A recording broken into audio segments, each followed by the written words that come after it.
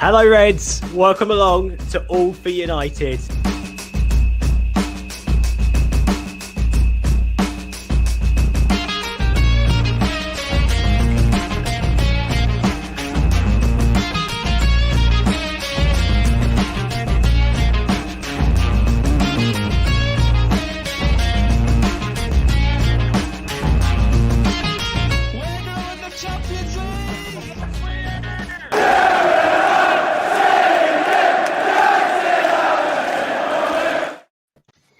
Good evening, Reds. Welcome back from around the world. It's been obviously quite a few days, still getting over the disappointment, I think, of last week. It took me a couple of days at least. I don't know how everyone else feels about that. Great panel today, Stu, Jeff, Callum, Jamie. Good to have you all on, guys. I'm going to touch on a few points today. Obviously, there's been a lot of talk about Jadon Sancho again. Also, some mispayments with regards to Romelu Lukaku, and we'll also talk about possible Ronaldo return. I know we seem to see this every year, but we will touch upon that, and I want to get everyone's views on how they would feel about that. Anyway, Stu, I'll come to you first.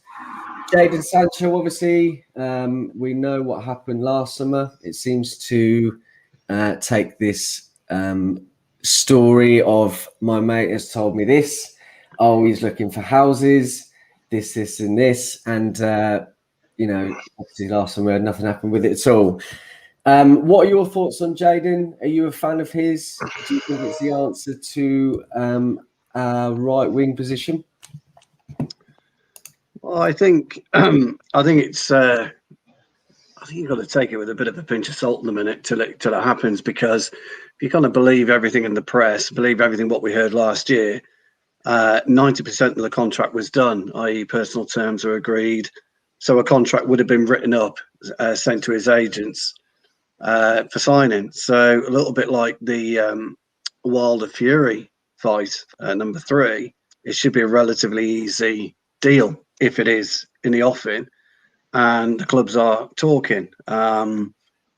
Our club obviously are renowned for dragging their feet, dragging their heels, trying to squeeze every penny out of a transfer fee. But I suppose if it is going to happen, then this would be the week. I believe we've got our kit launch later on in the week, our new home shirt. He's going to want it done now that he's assured of going to the Euros. So he's going to want it done before then. Dortmund will probably identify the replacement and probably already made moves, probably already secured it. So it's going to be interesting a few days. I will just have to see what comes out. With regards to the player himself, he's kind of grown on me, I guess. I was advocating different positions earlier on in the season. Certainly a central striker, because we've been calling out for number 9 for years. And now that Cavani has seemed to have grown into the side, grown into living in the UK, and his class was never in doubt, then I think a wide player such as Sancho could just well be the tipping point in terms of ammunition. Very, very pacey, very, very skillful, scores goals and gets assists. So I can't jump on the Sancho bandwagon because I'll get accused of all sorts of things. But seeing him now, looking at his figures, seeing his second half of the season, he was clearly sulking and potentially injured at the beginning of the season. I think he'd be a mighty fine buy for us. I think what he does do, though, it spends a huge amount of transfer budget. And obviously, we've got no idea what Ollie's going to be given. So if you're looking at 80 or 90 million, that's a massive chunk when we need a CDM, central midfielder, which we're desperately crying out for. But I know Jeff's got a suggestion on that. So, so all in all, I'd be happy. Interesting. Thank you, mate. I think, we spoke about so many times over the transfer window last season. I firmly believe that he is the answer. I think that he fits the mould, would sort of, take Greenwood out of that right-hand position. I think Greenwood's actually done a tremendous job, but that's not his natural position.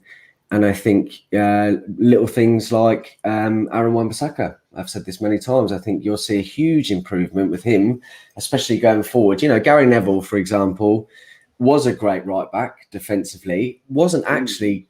he was only great at going forward due to who we had in front of him and the overlaps and everything else that comes with it. So, you're absolutely right there, Stu. Obviously, with regards to what our budget may be, it could, we need 3 or 4 players really, and really we need them now. But I don't think that's going to happen. I think if we do get Sancho, it could mean that we might only get 1. Maybe 2 other players, and maybe not big ones at least. Jeff, good to have you on, buddy. Nice to see you again. So obviously, if Sancho does eventually come in, do you think that sort of poses any problems for any of our other players that are currently in the team? One that comes to mind, obviously, being Martial.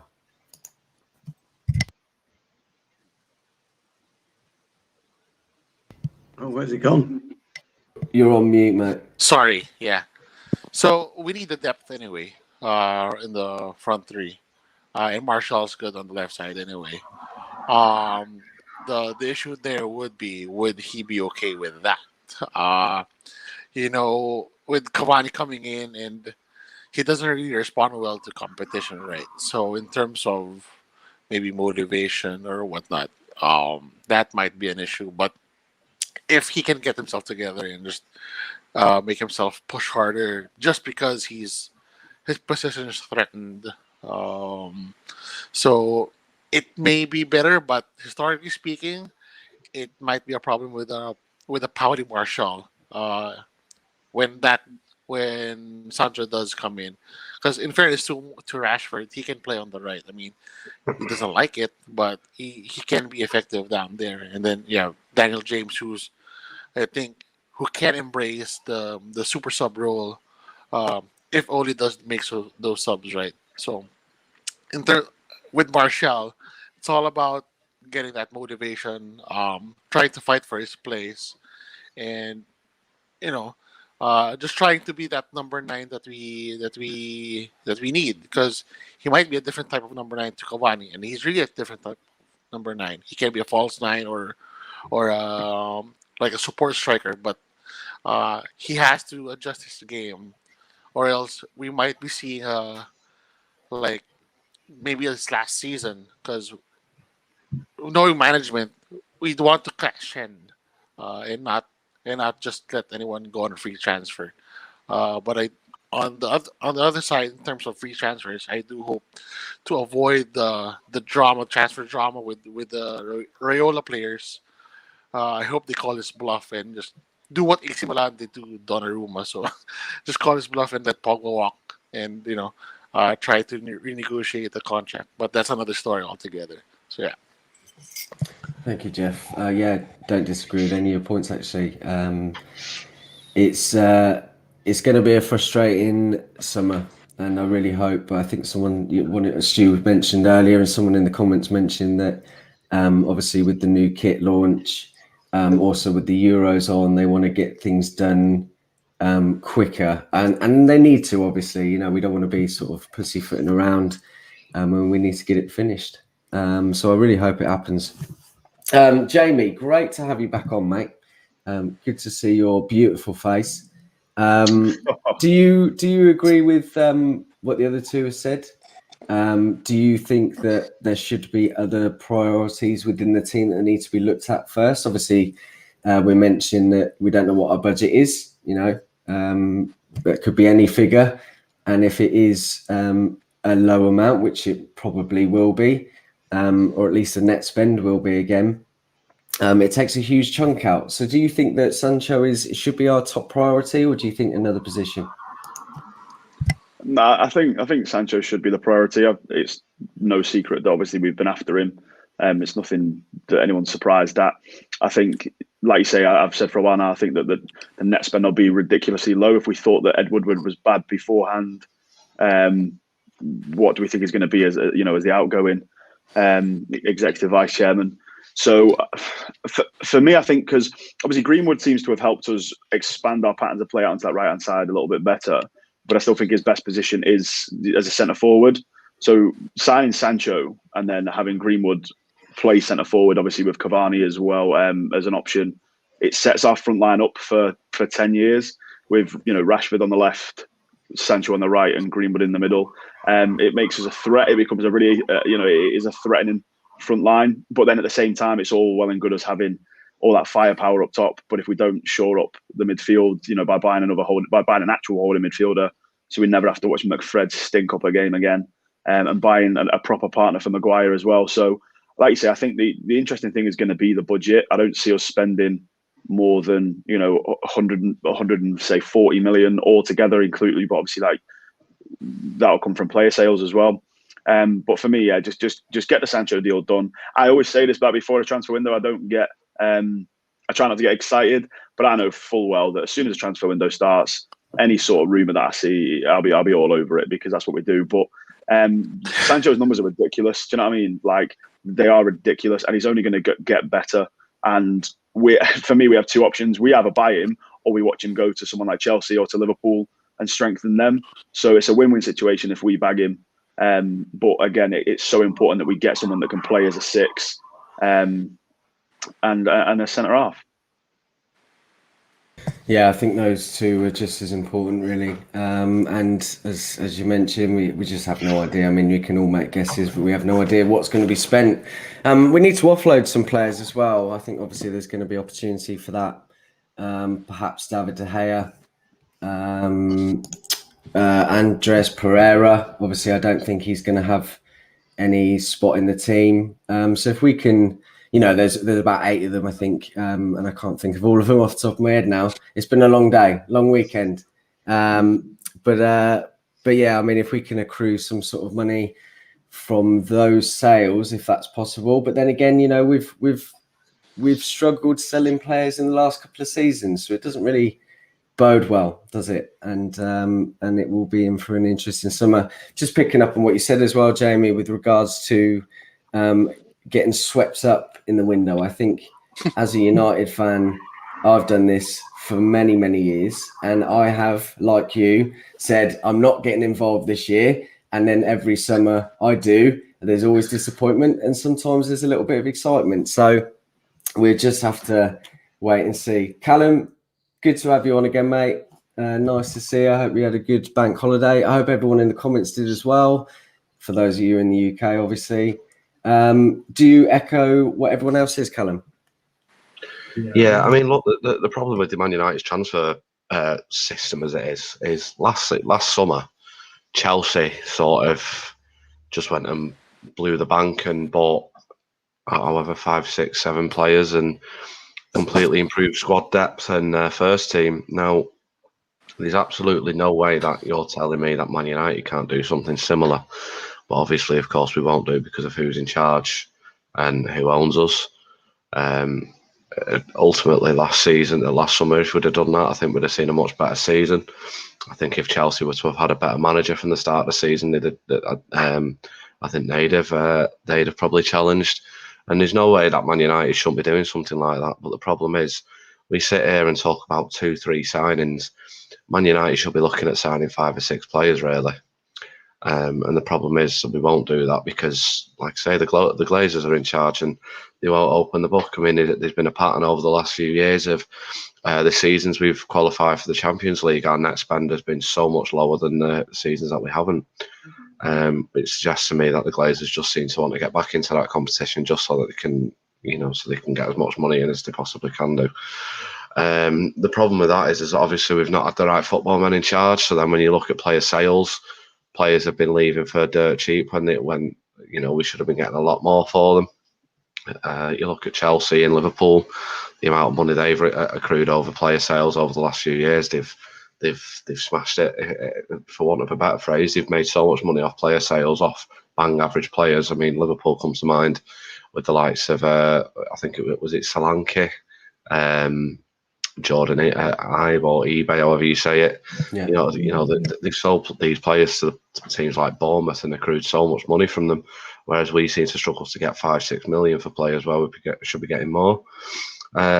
Ultimately, what we should be doing this summer is going out, breaking the bank, and spending £250 million, because Man United can do that. We've got the money to, but we won't do. There's absolutely no way you're telling me that we can't, because we should be looking at going for Sancho, a centre-back, a defensive midfielder, and more. They're just the three positions that we should be going for as a priority.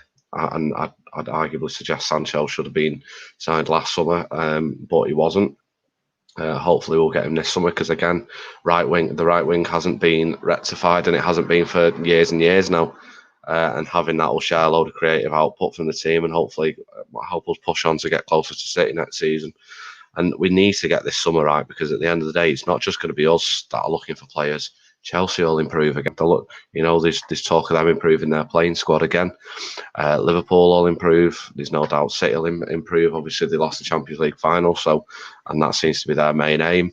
So, of course, they'll be signing players as well. So it's not just United looking to improve. And we've got to get this summer right, and we can't let the Glazers give us excuses of COVID or any other total nonsense, because we should be going out signing the best players for Man United to help not only us improve, but Ollie deserves that because of his progress that he's brought to the team, and he deserves to be backed. Yeah, absolutely right, mate. Just wanted to touch upon the Champions League final. Now, obviously, the best of a bad bunch won, but I was very, very pleased that City didn't get it. And I haven't had the chance to talk to any of the United fans, so I'm sure all of you will agree with that. Yeah, Callum's spot on, mate. I mean, we do have the money and funds in order to do this, and unfortunately, due to track record, we'll have to see it to believe it. Yeah, and it is a shame. And you're right to a certain extent. I think not getting him last summer has put us on the back foot this summer. Those funds could have been used then because they were there.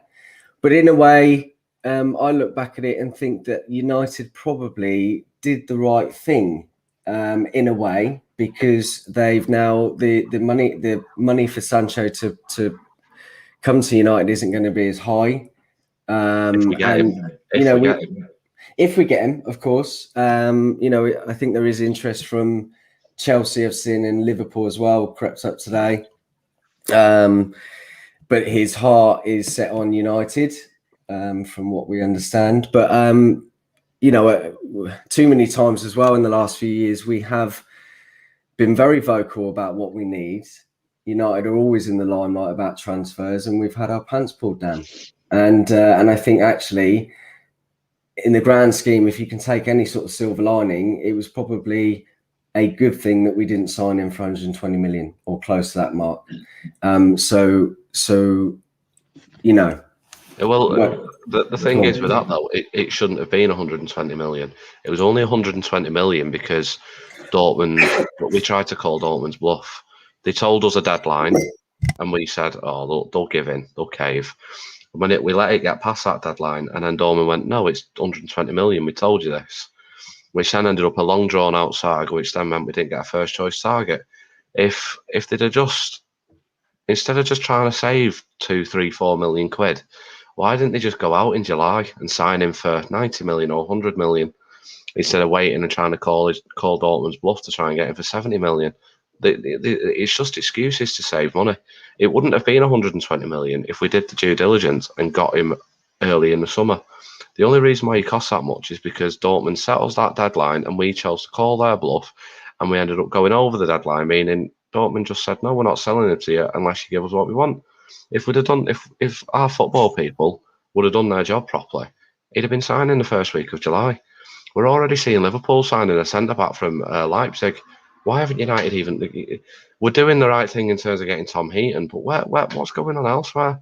It's just ridiculous. Again, it stinks of typical Man United board not knowing what they're doing. And we're going to be scrambling again this summer. And the problem is, we spoke about the Europa League the other day. If we get failed again this summer in terms of transfer targets, and Ollie still finishes top 4, then the praise he deserves will be massive. If he then gets backed and only scrapes 4th, then you have to start asking questions. But the past 10 years has shown us that we can't get transfers right. And if that was to happen again this summer, I genuinely fear, because the likes of Bruno will want to leave. Mason Greenwood will want to leave. Rashford might want to leave. These players want to win trophies. And if they're watching our rivals continuously go and win everything because our board fails to back the manager, because they don't care about the playing squad or they don't care about the footballing side of things, then ultimately it's going to be the fans that suffer, because we're going to be losing our best players because we're not going to be winning anything. Jadon Sancho should have been signed last summer, and he should have been signed early last summer to stop that £120 million price tag. But Ed Woodward wanted to save a few quid, because try and see if he could save a few quid so he could look good in front of the Glazers, and it backfired on him.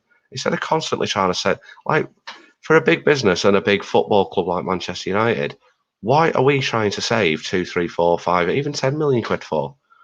I mean, it's just ridiculous. Again, it's money saving as usual from people that don't care. And I'm sick of all this PR crap that comes out saying, you know, we do care about you fans, we do care about the playing squad. It's ridiculous. It's the same old shit every single year. And I don't have any faith in them again this summer that they're going to do it. I haven't got any hopes. I part of me thinks we won't even sign Sancho, and we'll end up with Danny Ings on deadline day. Just on that, and obviously to give you a breath, Callum, because obviously that was you need to catch your breath. I think the thing that terrifies me as well is that, you know, we talk about City losing the Champions League, but all that means now is that they'll go and spend £300 million this summer.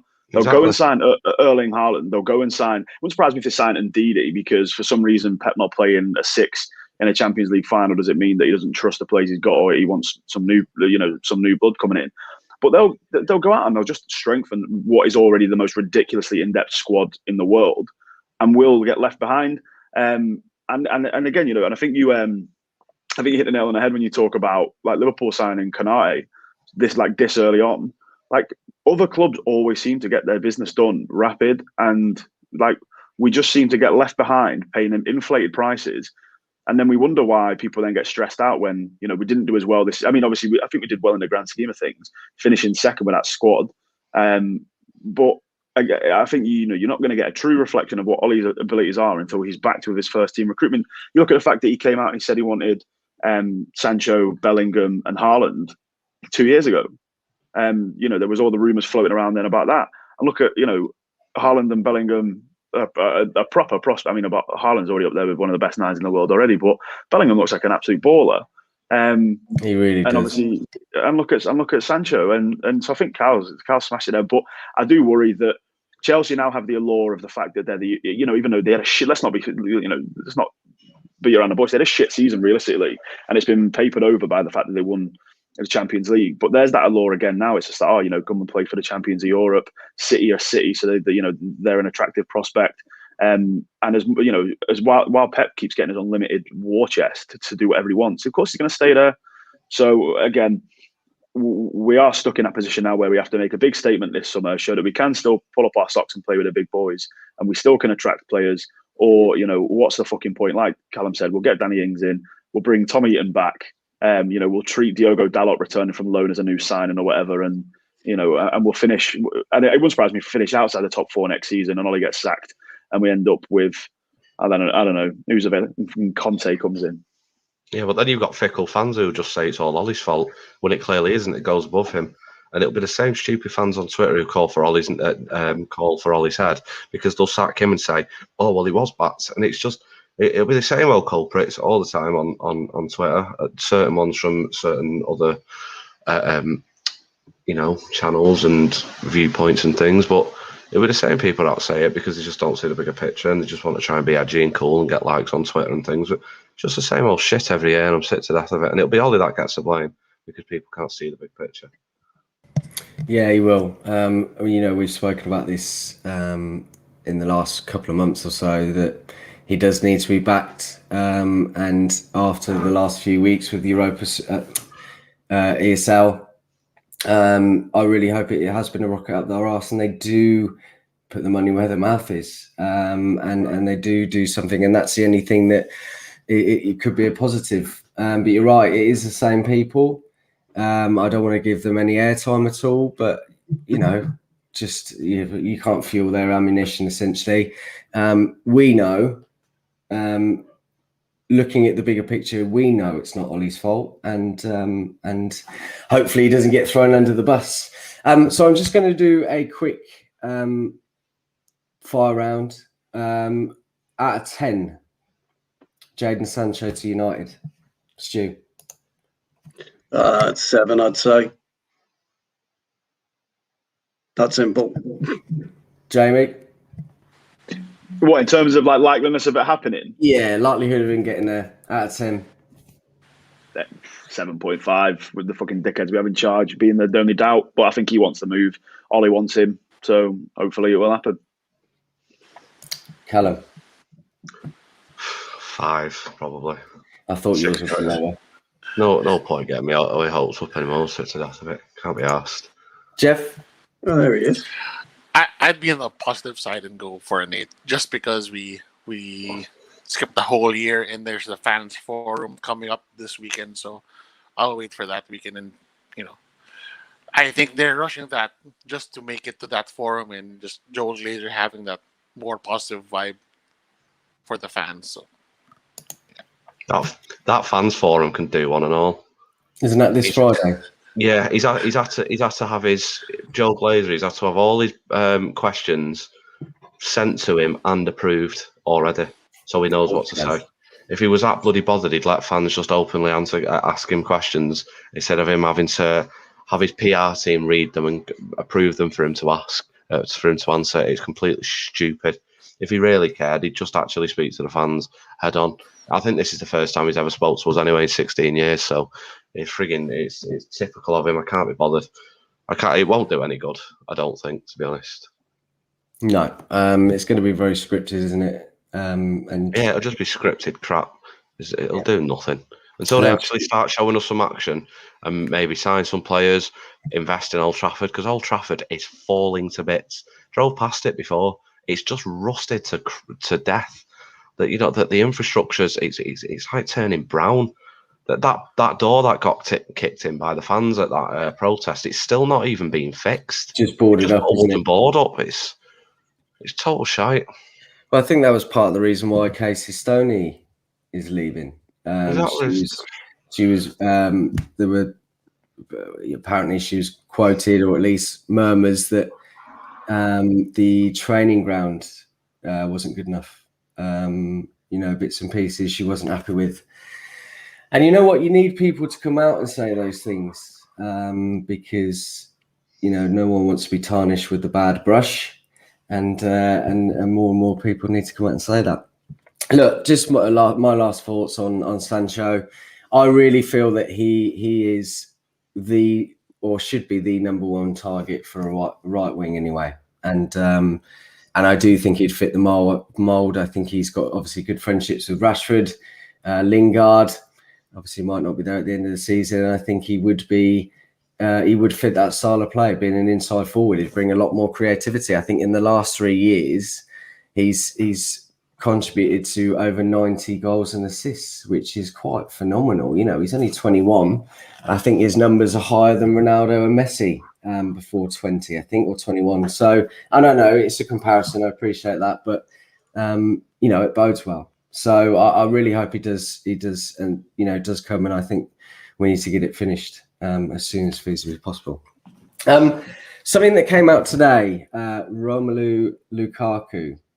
So I think, reading what I've read today, United agreed to have a 5% sell-on fee, which was smart. I think it's 5. That's what I've read. There was conflicting reports saying it was a bit higher than that. But Inter have failed to pay some sort of instalment at some point. So I think they owe United £45 million, which again is good.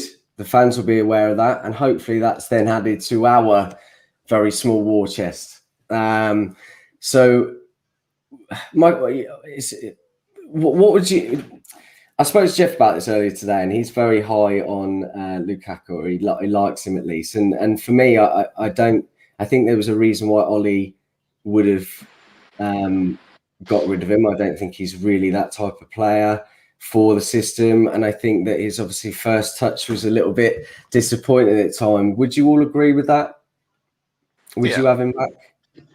Back? No. I wouldn't have him back. No, he's done and dusted now. He's gone. Move on. With regards to Inter owing us €45 million or 45 million quid, it's nothing new either, I'm afraid, in football. Most transfers are conducted over either through a third-party loan or through a repayment kind of structure, and very rarely do payments come on time.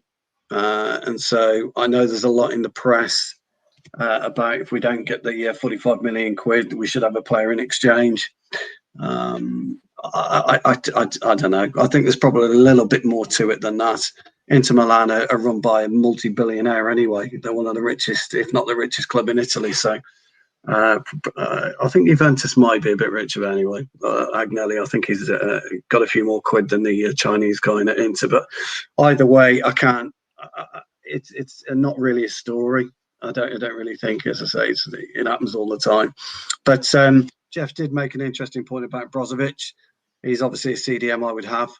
I've championed him before on this channel. I think he's a great player. He'd be perfect for us. Absolutely perfect. I agree. Yeah. Small, stocky, but quite strong. Puts a tackle in. Doesn't score that many. Doesn't assist a huge amount. But that's not what a CDM's there for. Is to win, break up the play, become a disruptor. So I think it'd be good for that. He's not bad in the air, actually, again, for a short ass. Doesn't get that many yellow cards either, I don't think. I don't know if he's been sent off this season. I haven't checked his stats. But I think it'd be great for us if that was the case. But it's nothing new where a club misses a payment. United and Inter will just redeal it somehow. Yeah. I'll make this shorter then. Would anybody have him back? No. Cool. Me neither. Anyway. No, he disrespected us, isn't it? Like he was on a podcast before he'd even left United while he was still in our books. Talking about how he wanted to leave. Yeah, totally agree. I just there was obviously a little bit more going on behind the scenes. You're absolutely right. He made some comments before he left, and I don't think that will be firmly imprinted on Ollie's mind at least. The next topic, Cristiano Ronaldo. We get this every summer, and we're not jumping on the bandwagon. I've had this conversation many, many times over the last few years with other United fans. He's now 37. He's probably he's not producing the same numbers as he once was, understandably. I think if he was to come back to the Premier League, I think it would be a lot more physical for him and might not be so good for him. But obviously, there's always that in the back of your mind that it could be a very romantic thing. It would be lovely for him to come home and potentially finish his career and bring that experience. I don't obviously think it would cost a lot of money, but his wages would be high. Stu, would you have him back at United? Do you think he's needed? No, not at all. I wouldn't even entertain it. Ronaldo is he's up there with the best. He's been one of our greatest players, but no, I think bringing him back, or if he was to come back, would be an error. And the biggest problem you'll have is fan expectation. He'll make a lot of money for the club, a lot of money. It would be a romantic thing for him to come back, but you can spend your money more wisely. And I speak a lot about squads building and how you build a squad properly. And unfortunately, having Ronaldo wouldn't be beneficial to us in our current state of growth. But of course, you can't deny what he did for us. You can't deny probably what he would bring to us in terms of a work ethic that won't have been seen in Carrington, apart from the type of work ethic that Cavani offers, in terms of his training schedule, in terms of the way he looks after himself and his conditioning, etc. But I think you've got to steer clear of the romanticism of it and look at it purely from a footballing term. If I was him, I'd go and join Bex at Inter Miami have a bit of sun, relax. But I don't think it's right for him to come. Yeah, I think last summer I had a very different opinion, and I would have had him back, but I think he was probably crying out for him a little bit more. But I don't think there's really any space, and I think you're right. It would generate money for the Glazers, and that wouldn't be reinvested, and I think it would be a waste of money. Jeff, how do you feel about Ronaldo? Are you in the same corner as Stu? Yeah. At this point, though, if he can be like a Henrik Larsson type of signing, like comes in January just because one of our forwards are injured again, and that would likely be the case for some reason, then maybe he can be of help. But as far as like strengthening the front line with him, that's not a good combination to have. Just because we have Mason up and coming, we just signed Cavani, and then you have Marshall who will sulk more when if he comes in. So, and then if he does come in, and then Sancho comes in. That might be an issue as well. I mean, footballers can be, you can call it, I call this, they may be egotistical in terms of the kit numbers that they get. So who'd get number 7? I mean, it might be petty at this point, but that does happen in the locker room. So at this point, no. But if he can be like that Henrik Larsson type, who can just inject some life into the squad mid-season, then maybe there's a maybe I'm in the 49%. Okay, maybe we can sign him like that. So. Firmly on the fence, I reckon he was saying.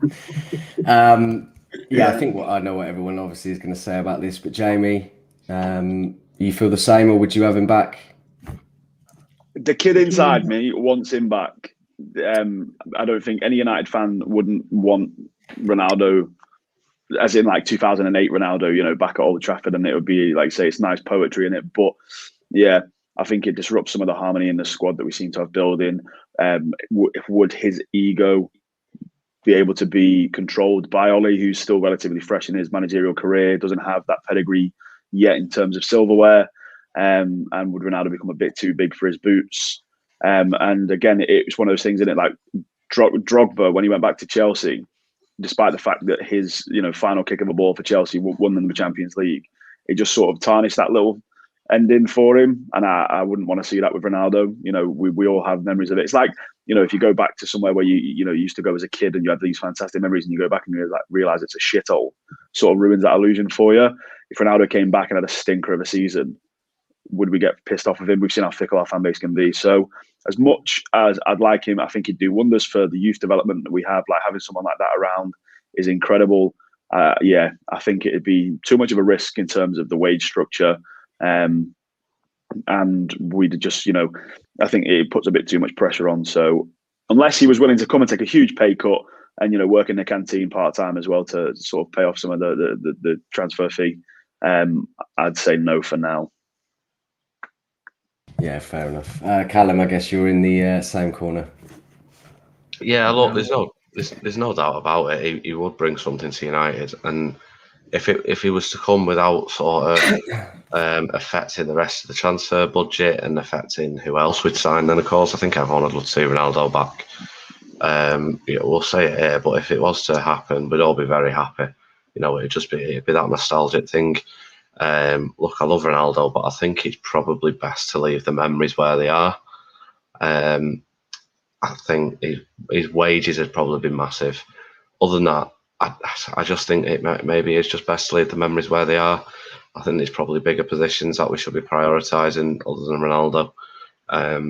Look, if he does come back, I'll be the first one to be happy because I love Ronaldo. But I think, like Gary Neville said, it would be lovely, wouldn't it? But I think it really is probably just best to leave the memories where they are. Look, he was probably the best player in the Premier League for a good long while. Arguably the best player that we've ever seen in the Premier League. I wouldn't want to tarnish. I wouldn't want to tarnish any of that, to be honest. Yeah, I'm in total agreement.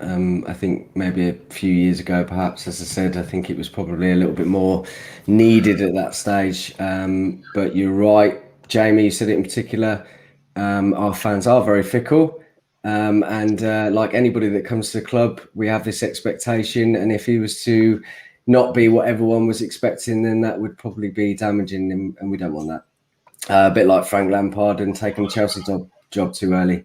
Should have waited a couple of years, I think, and then it might have worked out for him, and he wouldn't have everyone in his back. So yeah, total agreement. I just wanted to quickly touch upon the Euro. Obviously, Gareth Southgate today come out with his final 26. Is it 4 players from United? Probably the least we've seen in the last, well, maybe not 4 years ago or 2 years ago, but seems to be less and less United players these days. Obviously, Aaron Wan-Bissaka didn't even have a mention, which I'm amazed at. I felt a little bit sorry for Lingard today, but I think all the other ones obviously deserve their place. Stu, would you agree? I don't think we're balanced right, actually, to be honest. I'm not saying Jesse should have gone, because let's face it, when you're in the mix with the way that Foden's been playing the last part of the season, Grealish, he's had a cracking season. Mason Mount has been brilliant this season. I think it was always going to be a big ask. It's the same for Ward-Prowse, really. I'm kind of surprised Ollie Watkins didn't get the nod and Saka got the nod over Watkins. I don't quite understand that one. And he's gone with four right backs, 3 of which are absolute fucking posers. You know what I think about the likes of Kyle Walker, Trent Alexander-Arnold. They're all fucking posers, absolute posers. Reece James is probably the best there out of the bad bunch. I quite like Trippier. I think he'll add a bit of experience. But I think you know why he's gone for Trent Alexander-Arnold. I just don't fucking get it. The guy can't defend. And none of them can defend. That's the key. That's the key issue. A right back, you've got to defend first and foremost. And half of them can't defend. Trippier's okay. But, you know, as a one-on-one tackler, as a one-on-one defender, there's nobody better in the world than AWB. And he wasn't even in the conversation. That'll probably benefit us. With regards to goalkeepers, fuck me, it's the weakest set of 3 goalkeepers I've seen for England for a long time. You reckon? Yeah, I do. Yeah. I know Pickford's going to start. I mean, we would all advocate Henderson starts, but you look back in the day, we used to have Gary Bailey, Peter Shilton, and Ray Clements fighting for the England #1 jersey.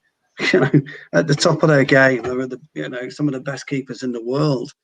So I think we're a bit weak there. We've only got 3 centre backs, if I'm not mistaken, and Maguire, we don't exactly know his fitness state. So he goes with Cody and it's Stones, isn't it? Cody and Stones. Stones, to be fair to him, has had a good solid season, really. And I know Reece James and Kyle Walker can sit in there either in a 3 or in a 2, so I can see that. Up front, we fully loaded this with forwards. He really has. As I say, I don't kind of understand the Saka one. He's a good player. He's a very, very talented player. And I'm wondering whether or not he's got in, because there's no under-21s, because we didn't make the Euros, did we, in the under-21s? So maybe he's got in for that, but I can't see him starting. Jude Bellingham, it'll be a good experience for him. He's a brilliant, really, really good player. I know a bit about him, actually, because his old man plays with our vets team. So we were never in for him, by the way, United. He was always going to Dortmund. We were never in for him. Yeah, we were never in for him. He was always going to Dortmund. He looked Ryan Carrington, but he was always going. Anyway, that's a different story. But yeah, I mean, he's playing 2 or 3 years above his age. He really is. He reminds me in terms of his confidence a bit like Wayne Rooney when he was 16, 17. He's got that air of invincibility around him. So he will be a dominant world midfielder, I reckon, in the next 4 years. Watch out for Jude, quality player. So yeah, disappointed that we didn't get many more of our glowing squads. I'm not really sure about the Greenwood injury. I think that's a bit of a smoke screen. I think he didn't get the cut. I think that's a bit of a smoke screen, actually, to save face. Nobody's heard about this injury. It's just come out of nowhere, hasn't it? He's been nursing. So, but anyway, will we get anywhere? Probably quarterfinals. I just think we're too unbalanced. I think it's a typical England manager. Pick your favourites, fucking squad, and I think we're just above average. So Yeah, thanks, Stu. that's all right. Yeah. I'm pleased you mentioned Greenwood. Actually, I was going to go to Jeff with this one. Obviously, I think you're right. Actually, probably a smoke screen. Could be an injury. We'll never know. Probably didn't make the cut. Although I'd be surprised at that because I think Saka took his place, and I think he was supposed to get in the 26. So perhaps A bit too convenient. We don't, anybody who knows football, that's way too convenient. I agree. It's way too convenient. It's just way too convenient. It's just, it is what it is. Anyway. Jeff, unfortunate for Lingard, do you think? Or do you think that was probably expected? You're on mute, buddy. Sorry. So yeah, for Lingard, I think it's unfortunate for him personally because he really worked his ass off the second half of the season. Maybe it wasn't enough for Southgate. But looking at the lineup, it's similar to the United in terms of the front depth in the front line. It's all wingers, just a couple of strikers with Kane and DCL. So as Stu said, it's very unbalanced. Maybe it's a 3-4-1-2. I don't know. But yeah, for Lingard, that's kind of unfortunate. But in terms of United not getting any players into the squad, I think that's a good thing because I think Sir Alex hated people going into international breaks friendly, so it could be good for our recovery. And personally, I think Maguire and Rashford are there just because I don't know, maybe they're trying to recruit for an ad, maybe. But yeah, Lingard should have been there just because it might have resembled a bit more balance in terms of midfield. The midfield is very thin. It's all fullbacks and wingers. Obviously, Southgate doesn't want to play in the middle of the field, so yeah, it could have been a better squad, more balanced squad. But as Stu said, it's all politics, and it's kind of like following United in a way. Frustrating. Like you want them to win, but it's frustrating how it's run. So. Yeah, I totally agree. We are a bit thin in the midfield, and there was some surprise inclusions. I think you're right. I think he'll probably play three at the back: Walker, Stones, Maguire. It's a huge risk taking Maguire Maybe and Rashford. Obviously, they're two big players that you need to take with the hope that they will be fit in time. Jamie, do you think that's a risk as well, or do you think that it's a risk that you had to take with the hope that they are going to be back in time? Yeah, I suppose taking them at this point doesn't really make much of a difference if we get to, a couple of weeks before or, a week before and it's really not looking like they're going to be fit, then you can just swap them out, I suppose. It does seem a bit daft. I don't personally think, and if Maguire is back, I think he'll just end up aggravating an injury. Rashford being there, again, the guy needs a break. He needs a summer sat on a beach, just chilling, doing nothing. He is probably our best left winger, and I know I'm probably a bit biased there. But off the season that he's had. So again, I think it's daft. There's players that they could have taken instead.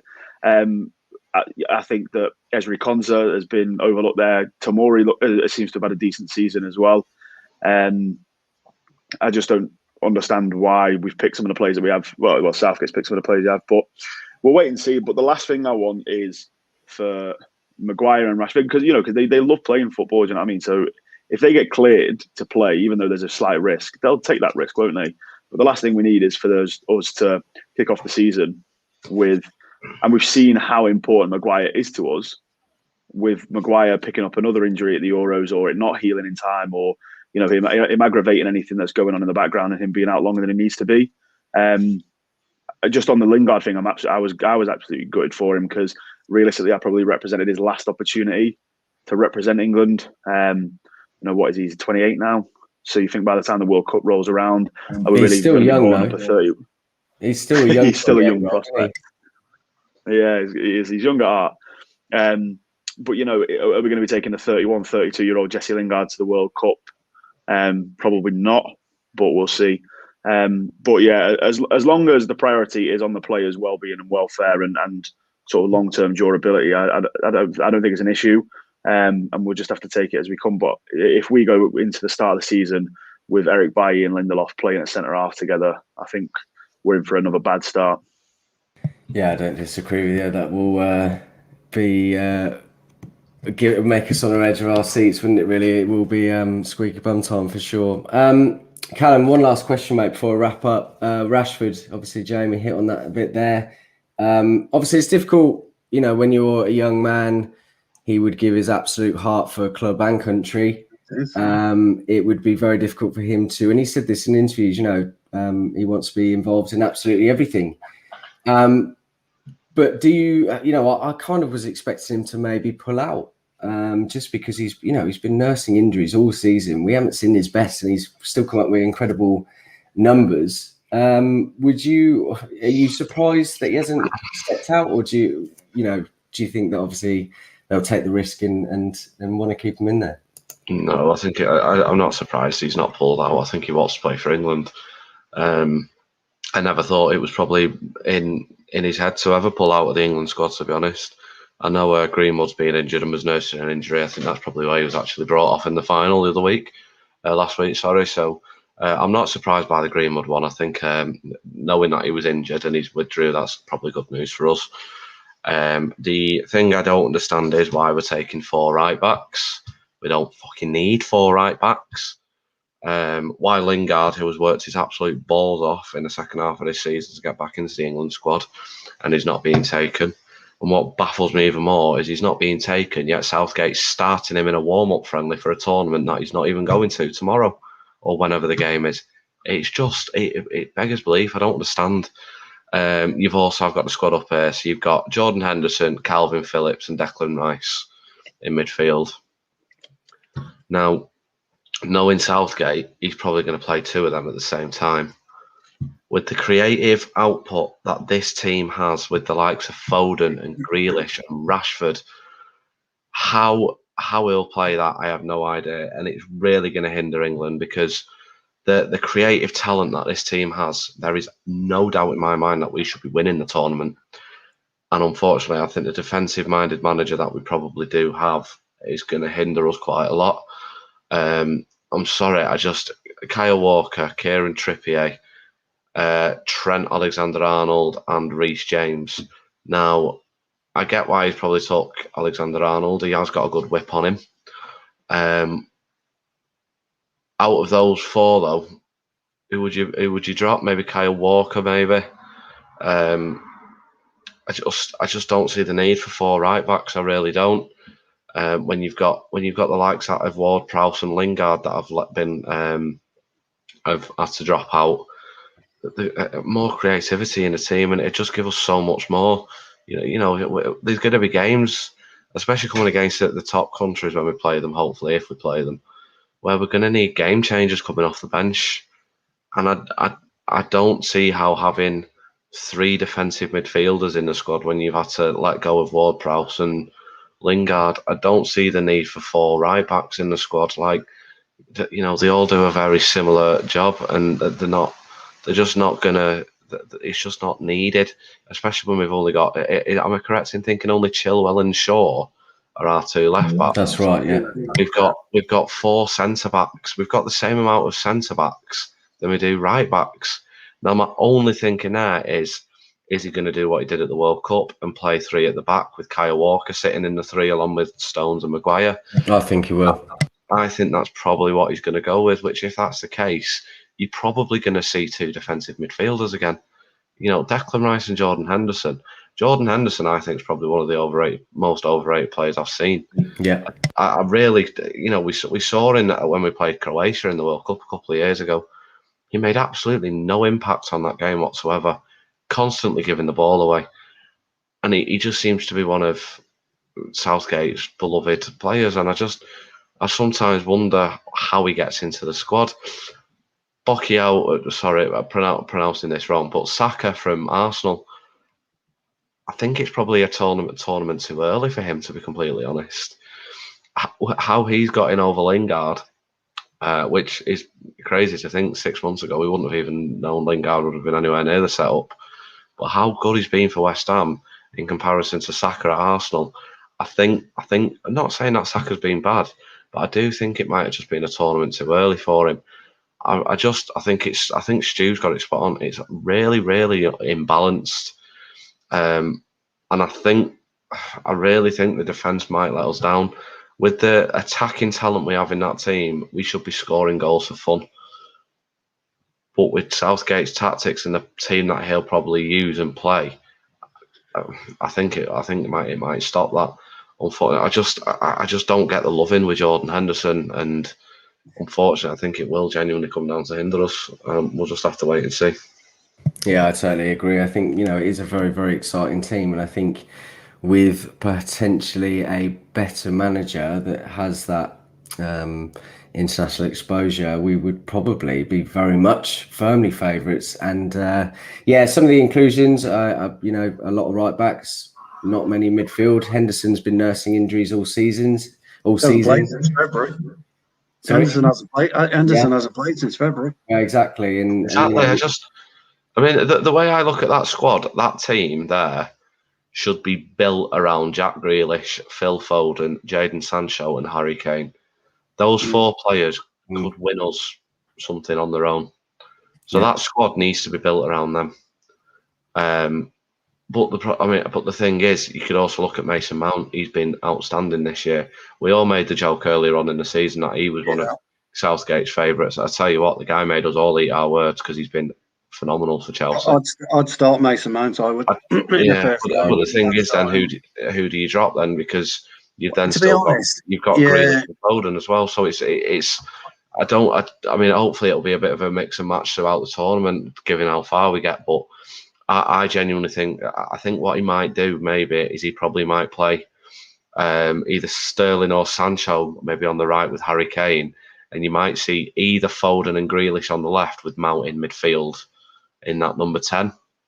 But that's still going to be a case of I think he might not start Foden. I think Foden will be a bench player, impact player. Do you think? I think one of them is going to have to miss out, and it's unfortunate, really. But with that creativity, I think we shouldn't be seeing any issues in terms of scoring goals.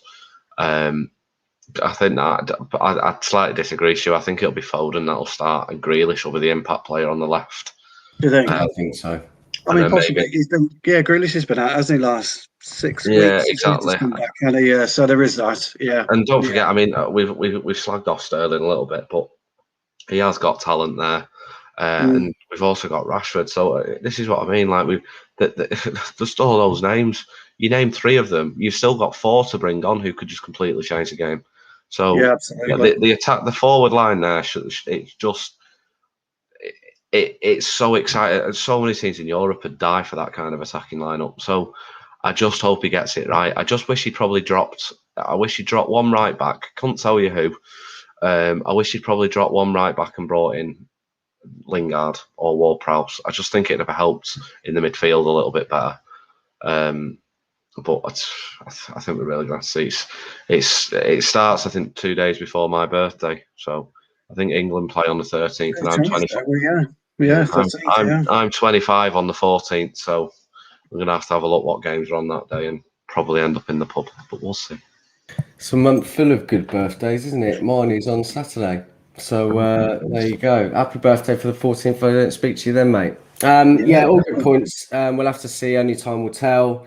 I think what I will say on the selection, you were saying people are going to have to miss out, but I think obviously that's what the squad's for, and I think it's a very good problem to have. And we do have a lot of firepower, certainly either starting or coming off the bench.